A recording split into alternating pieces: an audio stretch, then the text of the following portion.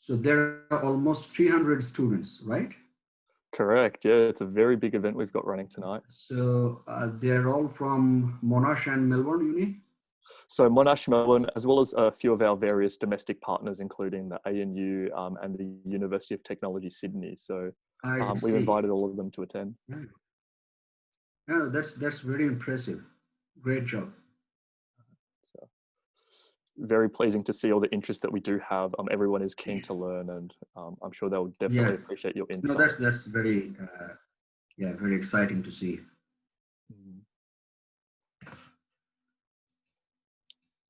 Another thing I'll just mention, and we can reiterate this when people come back, but Dr. Shahriar has kindly allowed us to record his presentation, and this will be distributed after this session. So Sure. Try and be very active in participation, drop your questions, and we can have a nice Q&A at the end as well.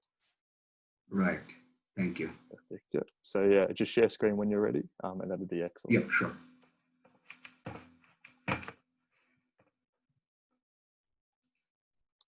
Hey there, Dr. Shahriar, if I may, it's Ben here from Monash Seed. Pardon me, I was one that reached out to you. But yeah, video isn't on, but that's fine. Again, just thanks so much for being able to join us tonight. But yeah, just wanted to say hi. Hi.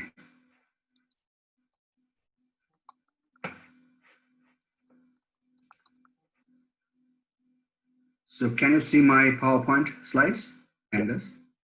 Yep, looks perfect.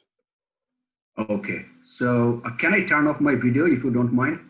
Yeah, absolutely. Whatever's most comfortable with you. Yeah, thank you. So I'll turn off my video, but I'm not going anywhere, of course. Yeah, I'm happy to answer your questions at the end of this presentation. And I'm also happy to receive questions in email. If you have any questions from wherever you are, Monash, Melbourne Uni, ANU, wherever you are, I'm very happy to answer your questions. I'll be very happy if you email me. Okay, so I'll turn off my video and start my presentation. So first of all, I'm not very sure if the title is very informative, but it's introductory, of course. Introduction to Microfinance. Here is a synopsis. Okay, so financial inclusion, that means having access to basic bank accounts can be very critical to reducing poverty and income inequality. And in the recent past, microfinance institutions have played a major role in developing an inclusive financial system by offering financial services in low-income communities. So in my presentation, I'll try to address a number of questions. First of all, why do we need special financial intermediaries at the bottom of the income pyramid? Why can't conventional commercial banks serve these people? Then what financial technology gives microfinance institutions the ability to serve those people who are excluded by banks? What is the impact of microcredit on loan recipients? What is the trend of the industry? And finally, try to discuss briefly the challenges imposed by the current COVID-19 pandemic. Okay. So currently, there are almost 1.6 billion people who do not have any access to basic bank accounts. And half of them live in just 7 countries. Across the world, there are more women who are financially excluded than men. And among those who saved or borrowed in this part of the world, only a small portion do so for investment. Okay, so prior research has shown that a lack of access to basic bank accounts can lead to persistent income inequality and poverty traps. So governments across the world, they have taken many initiatives to increase the level of financial inclusion. And the importance, in fact, the importance of financial inclusion has been recognized a long ago. If you go back to 1950s and 60s, you'll see most of the governments of the countries, starting from India to Indonesia to Brazil, governments all over the world have taken initiatives to increase financial inclusion, but we do not have any noteworthy story of success. Okay? In other words, without any significant exception, all those initiatives failed. Now, sometimes we may have a wrong idea that small businesses or micro enterprises are not profitable. They cannot make profit, so they cannot make repayment. That's the problem. Now, this is not correct. Okay, so here I have, I'm referring to a study which was published in the Quarterly Journal of Economics. It is one of the most rigorous studies in economic sciences, and the results show that Sri Lankan micro enterprises, they earn on average 55 to 63%, which is substantially higher than the market interest rate. So on the one hand, these micro enterprises, they need access to financial capital. On the other hand, they do have the ability to make repayment. Okay, so what's the problem? Now, irrespective of the context, a bank faces problems at 3 stages. Okay, we call it like they face information problems. So at first stage, banks have difficulties to screen borrowers, to identify credit-worthy borrowers from non-credit-worthy ones. After a loan has been disbursed, banks face difficulties to monitor those clients. And once a project realizes a return, it is very difficult to enforce a loan contract. Okay. Now, what happens in developed countries or in the context of conventional banking?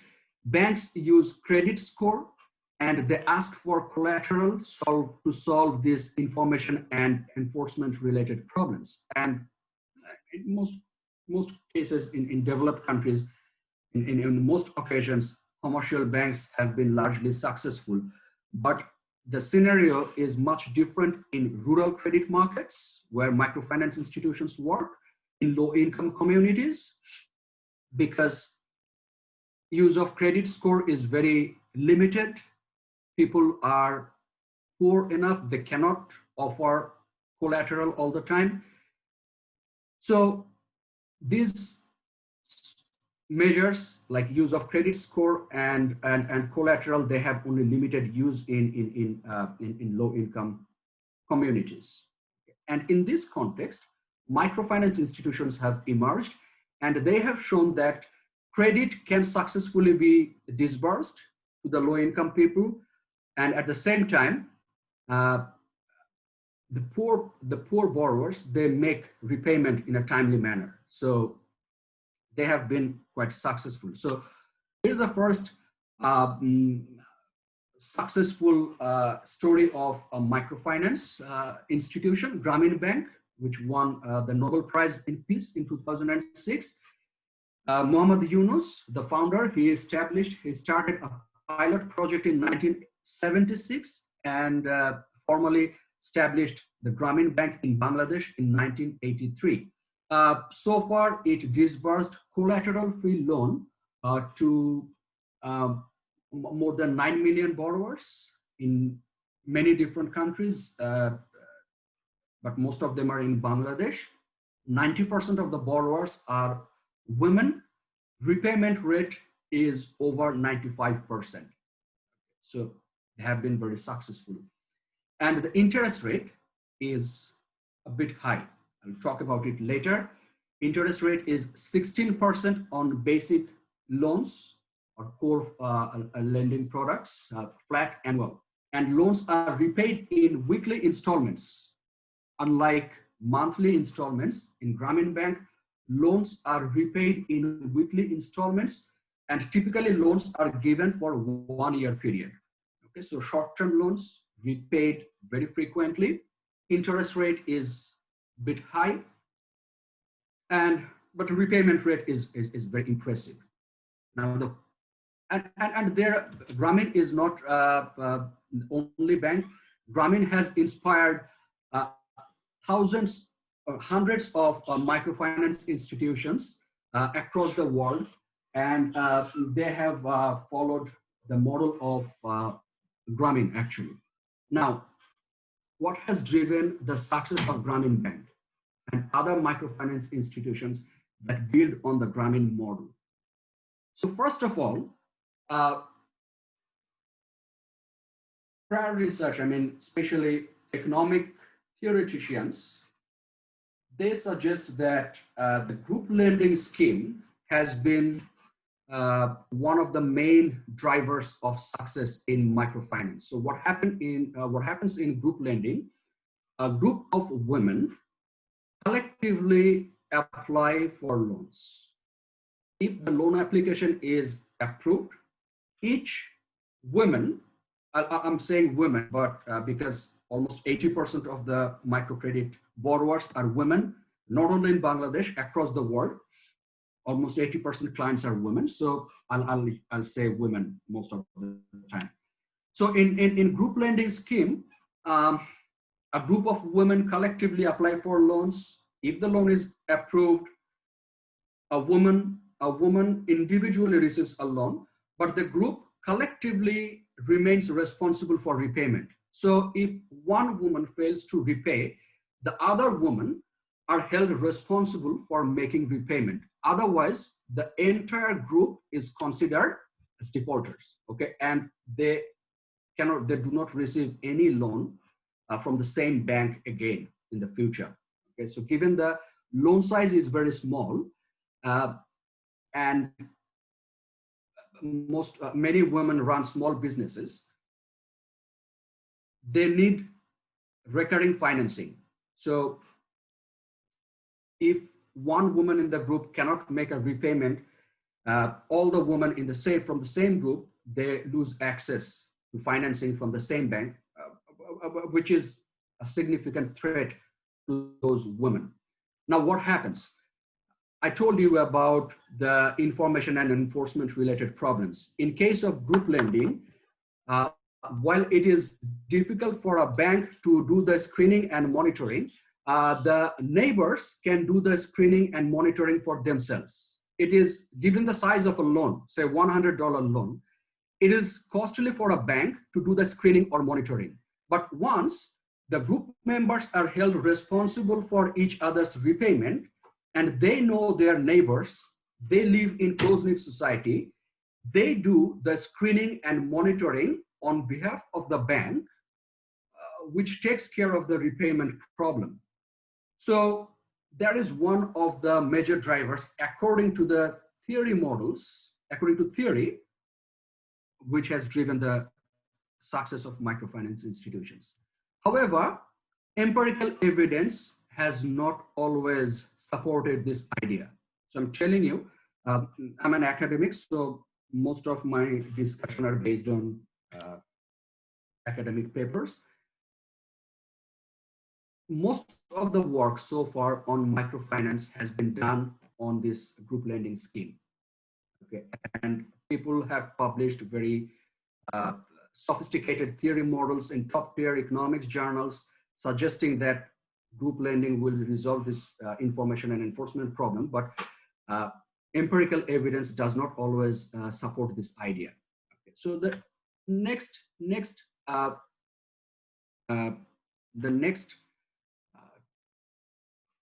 technique which has received attention is dynamic repayment incentives. So which means once a loan is repaid, the borrower becomes automatically eligible for the next loan cycle, which is larger in size. Okay, so there is no screening or no you don't have to apply for your next loan. Once you repay your current loan, you become eligible for the next loan automatically. So this has played a very important role, because if you cannot repay your current loan, you will not be eligible for the next loan. On the other hand, upon successful repayment, you automatically get another loan. So this has played a very, very, very critical role, and empirical studies support this idea. Next, weekly repayment schedule. Okay, so as I said, in case of our like a loan from a conventional bank, we make repayment on a monthly basis. In case of microcredit, loans are repaid on a weekly basis, because sometimes it is difficult for poor people to accumulate a large sum to make a payment at the end of the month. Rather, it is easier for them to accumulate a small sum to make smaller repayments on a weekly basis. It also helps them protect temptation. Okay, and temptation is very high in low income context because of their situation. So this particular aspect of micro lending has been found very, very effective. Finally, repayment is made in public. So I'm going back to this photo. You see, this looks a typical group meeting. Okay, typical group meeting. Repayment is made in this kind of meeting. Now, these pictures are from Bangladesh. Okay, and in the right hand side photo, this is I attended this meeting actually. Okay, so this is my photo. You can see what happens in this kind of closed-knit society. If you are unable to make repayment, that is a reason for shame. Okay, so the microfinance institutions have successfully utilized the social capital. Okay, so this has been particularly found to be very successful, because people are more likely to make repayment when repayment is made in a public meeting rather than in private meetings.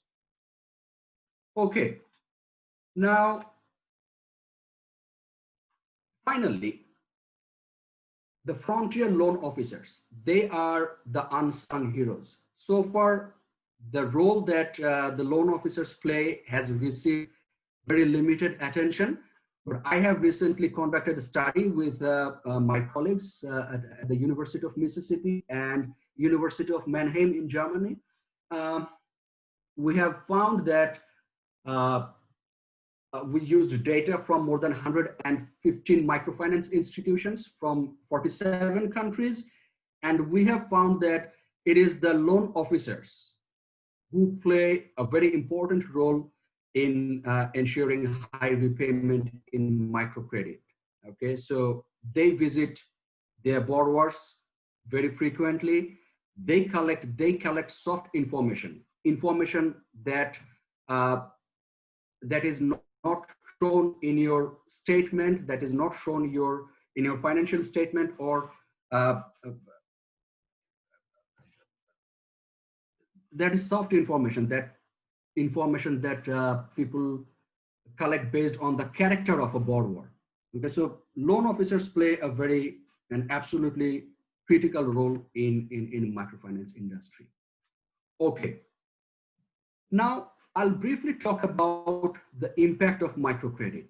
Okay, in 1990s, 2000, and even in the first decade of 2000, we have seen a number of impact evaluation studies, primarily done by economists and also done by some scholars in management and finance, primarily by economic scholars. And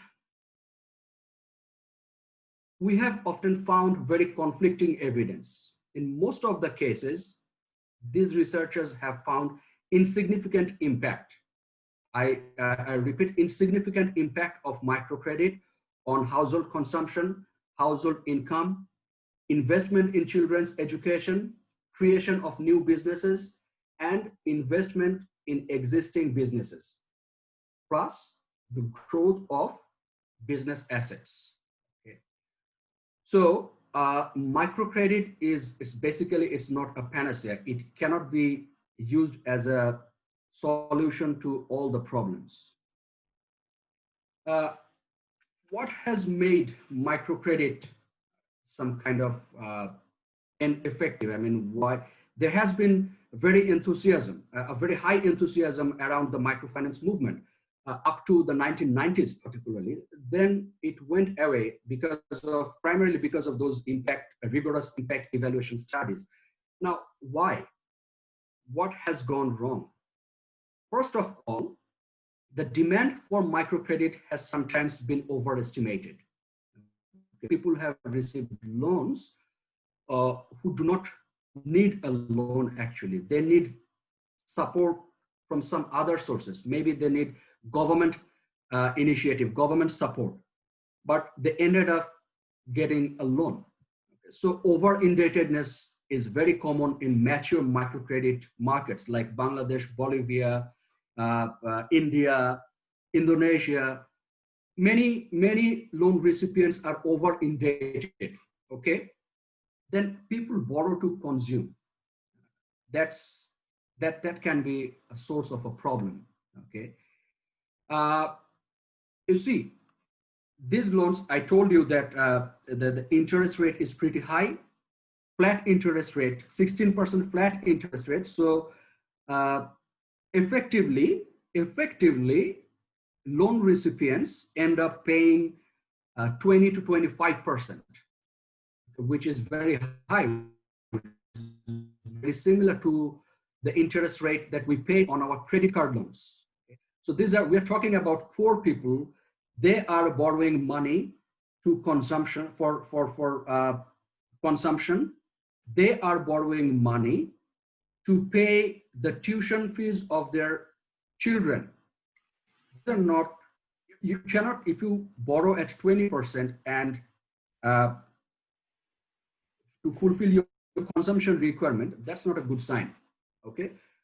Very few, I have done many studies in rural Bangladesh, and in my personal experience, I have seen maximum 20% loan recipients invest their loan for business purposes. And this is consistent with what other people have found in countries like India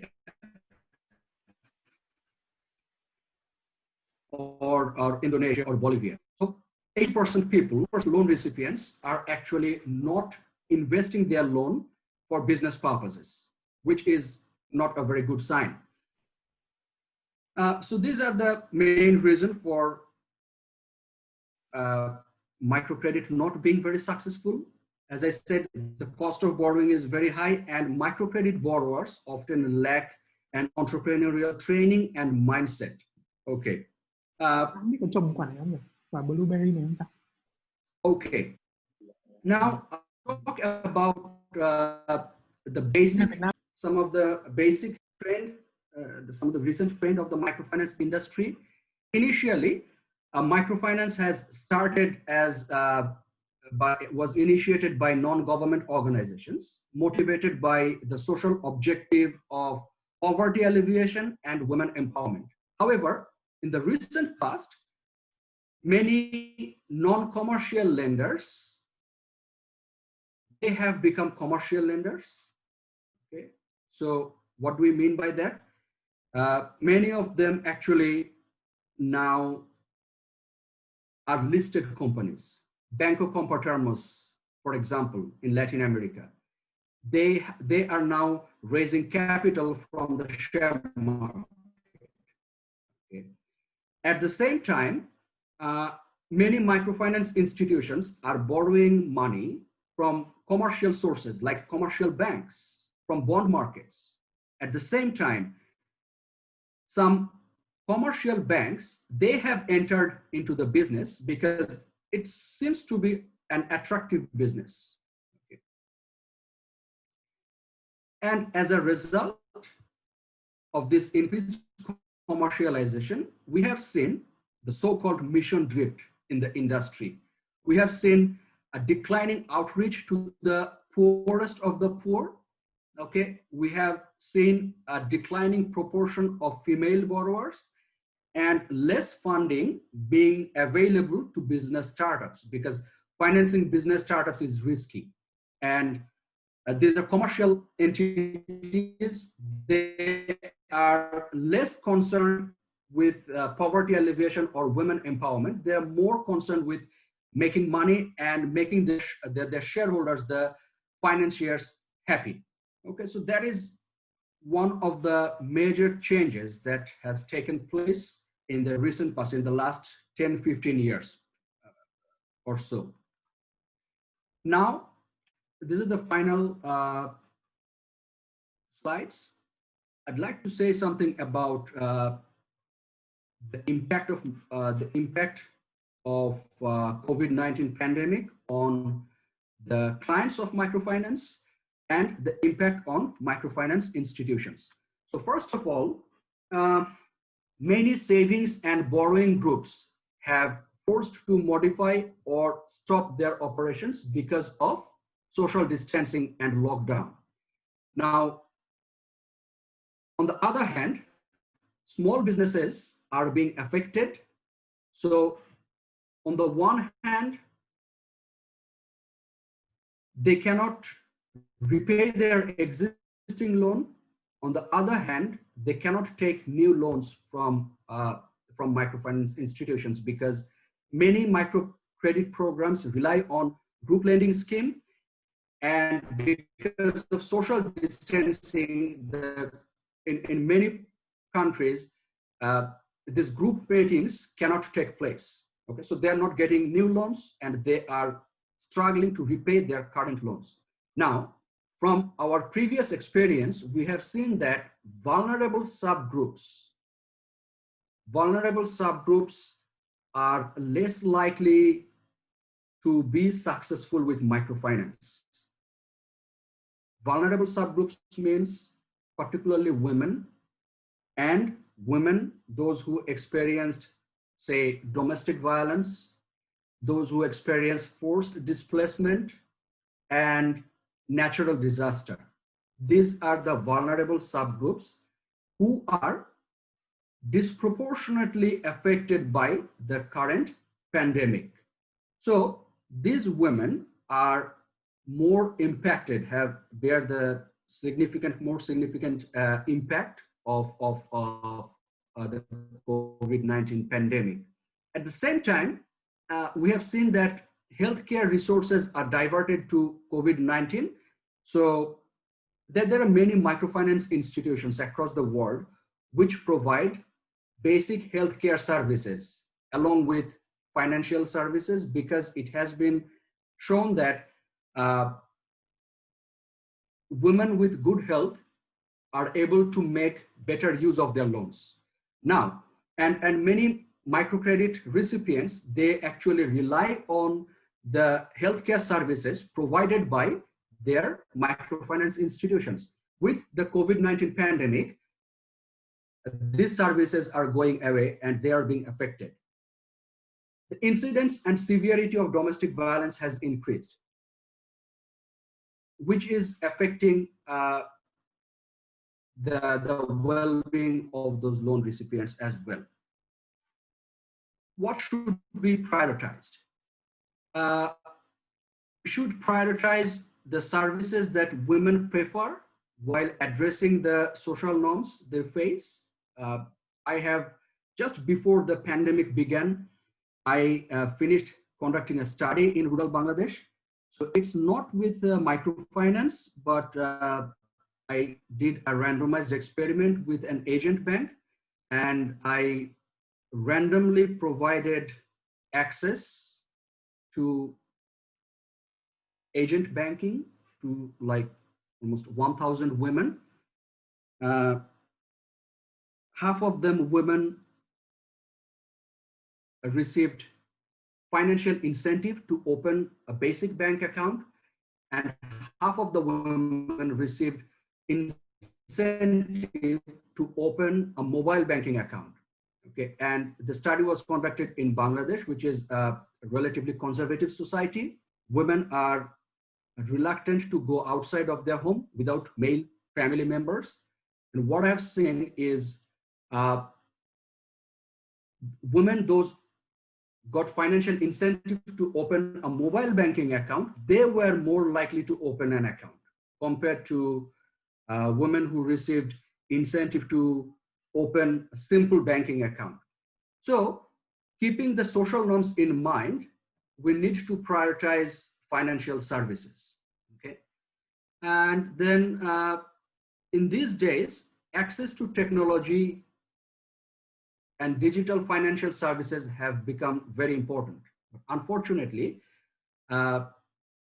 low-income women and vulnerable women are less likely to adopt financial technology. So there is a link which I have attached to the PowerPoint slide.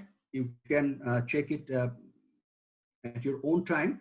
It has talked about some services that governments are provided across the world to increase the digital financial services and what are the challenges that this industry is facing at this moment. The major challenge that pandemic has imposed on microfinance institutions is liquidity crisis. Okay? That means the MFIs may not have enough cash to cover its expenses. What kind of expenses? To make loan disbursement, to cover operational expenses, to fulfill the withdrawal of deposits and loan repayment of MFIs itself to the funders. Now, many microfinance institutions, they have started very recently, they have started taking deposits from people, from low-income individuals. And if there is a liquidity crisis because of the global financial, because of the global pandemic, there is a possibility of bank run. If microfinance institutions cannot fulfill the demand of the depositors, there can be a bank run. And this is particularly one of the major concerns in this industry. And as I told you a few minutes ago, many microfinance institutions have gone commercial and they are borrowing from commercial sources. These are the MFIs. They are more likely to suffer if there is a liquidity crisis in the industry. Now, I'd like to go to this website. Okay, there has been a study by the CGAP, which is funded by the World Bank. The good side is that this study is, they're suggesting the liquidity crisis is not a major concern at this moment, although it can become a major problem in the industry. But as of now, it is not the case.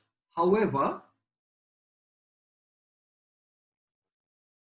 there is geographical variation. So particularly in the MFIs in Latin American countries, they are more vulnerable to this liquidity crisis problem because Latin American MFIs, commercialization has taken place primarily in Latin America, in the microfinance industry.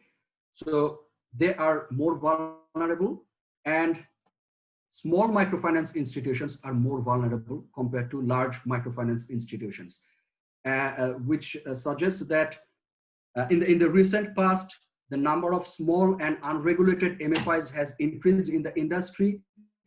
It is high time to take adequate care of these issues, and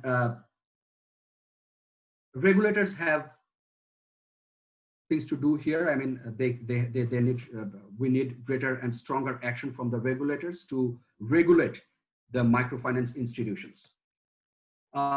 So I think that's all I have to discuss. I'm happy to accept questions from you.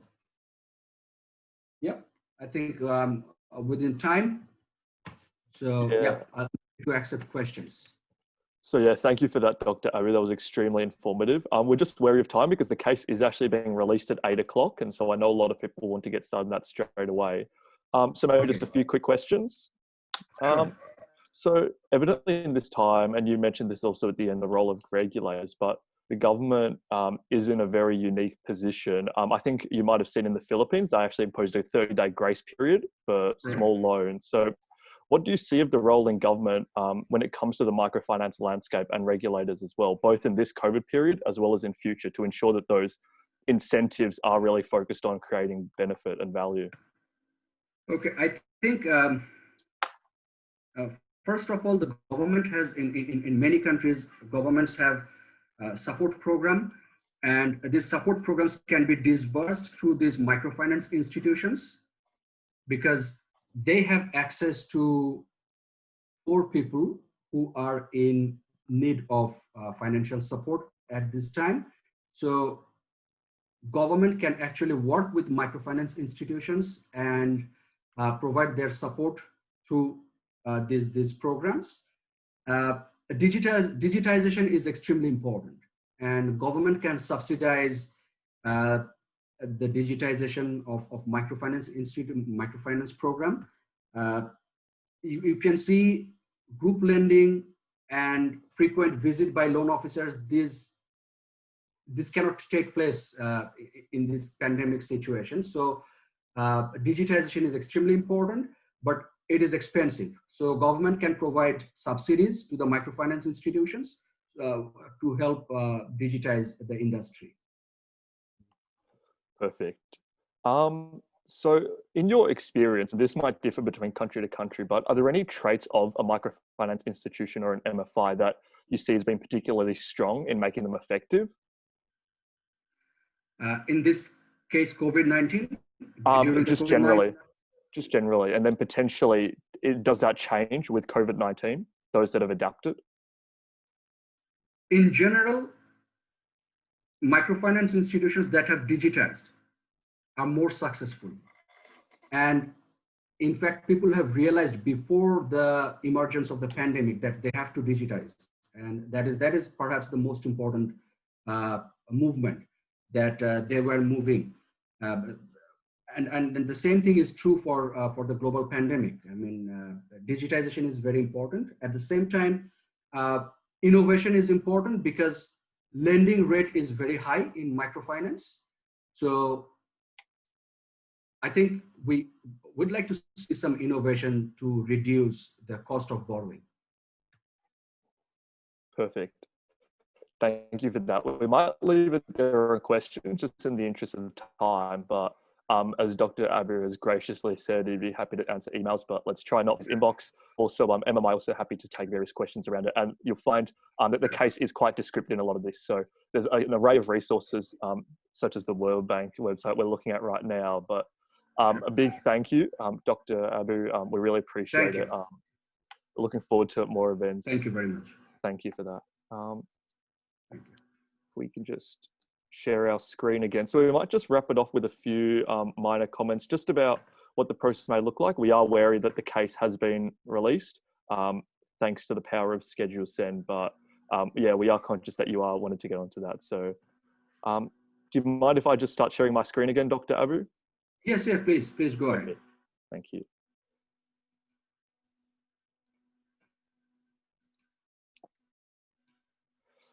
So just a few quick words from myself and Harry, just around the process forward, and then a little bit about what we're looking for, and then we'll let you to it. So at 8 p.m, which was approximately 2 minutes ago, you would have received 2 documents, the case and the submission rules. Make sure to really follow that submission rules document.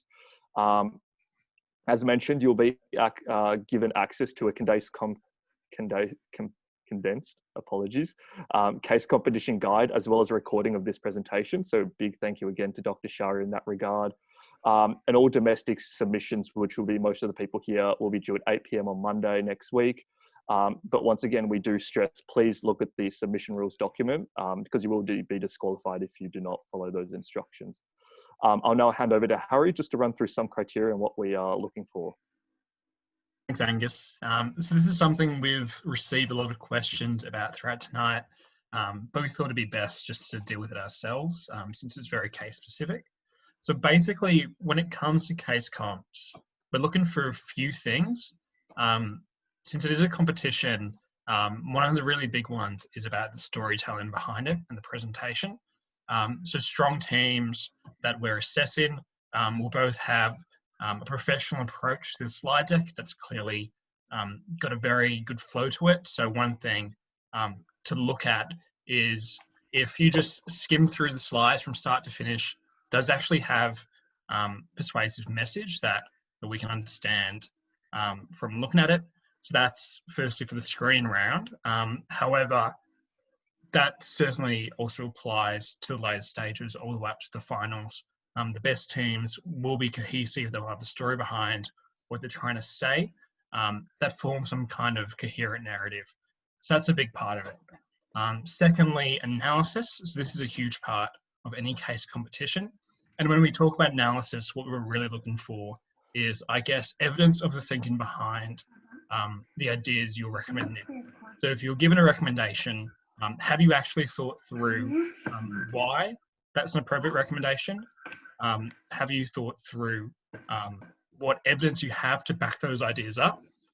So it might be financial, but it's also all the time it'll be, have you done the research? Have you looked at whether there's data that's backing up your assumptions? So analysis is certainly important. And I guess the third big area you'll be assessed on is the actual quality of your solutions. So that's, I guess, simply put, whether we actually think the solutions you're putting forward would address the key points of the case. So would it actually solve your client's issues? Would it be feasible? Is it something that if you spoke to an MFI and you walked them through it, would they actually think it's something they could achieve? And does it actually align with, I guess, what the goals and the values that these MFIs have? Is it something that MFI is going to think, that's it, that's addressing our vision of how we want to service our clients? Or is it something a bit out of field? So we're looking for those things that directly address the key question and align with the feasibility and the values of the clients. So that's just a really quick summary. I know that we have a video which we've put online through the case release that you can look at for a bit more details on what a good case competition submission will include. But those are the main things. And I guess something I just want to emphasize is this isn't MFI that you are given advice to. So unlike a corporation, your main concern isn't going to be profit or sort of, I guess, less socially impact goals. It's actually delivering value to the stakeholders that you're aiming to represent. So really keep that in mind when you're putting together your solutions. And I think that would help you stand out as a successful team.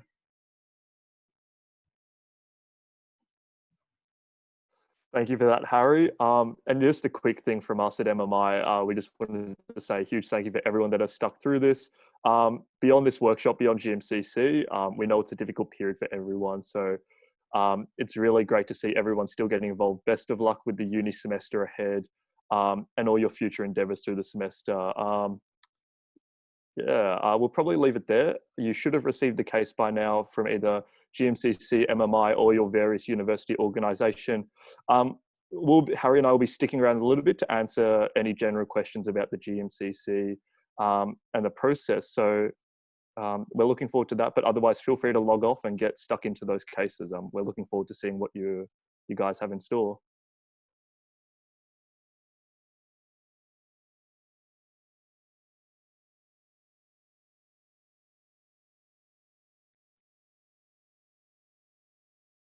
I've just changed the chat settings. So if you do have questions, you should be able to ask in the public chat. So I've just received a question from Richard asking, do we need to register before we get the case? So the registrations have been open recently, and the first release of cases just went out 7 minutes ago. However, you are still able to register, I think, for the next 2 days, although Angus might want you to get checked that date. But yeah, so if you're looking now and you haven't registered and you'd like to compete, please register now, and we'll be arranging that case release for you. Yep, so just to reiterate what Harry said, those registrations do close on the 13th. But yes, if you register, we'll be sure to get that case to you as soon as possible. Just an email message from Kathy. So where can you see the case? So as we've said, once you register, you'll be emailed the case. If you haven't managed to register yet, yes, you're still able to register. So please refer to the MMI Facebook event, GMCC 2020. There should be 2 events there. One will be the international link, which is pretty clearly labeled as North America and Asia. Please do not register for that one. Please register for the UniMelb competition if you are a domestic student. Yes, thank you to everyone. A quick question from Richard. Unfortunately, you can't have 2 in a team. It has to be a minimum of 3, max of 4. If you do have 2, we do have a few potential individuals that have registered. So please send us an email at gmcc@melbournemicrofinance.com and we'll be able to put you into a team there. And I have received word that the case was 3 minutes late, so I apologize to that, but hopefully you paid close attention to the workshop in that extra time that you got. No worries, Richard, thank you. Thank you for attending, Jeanette and Ben. Really appreciate the words.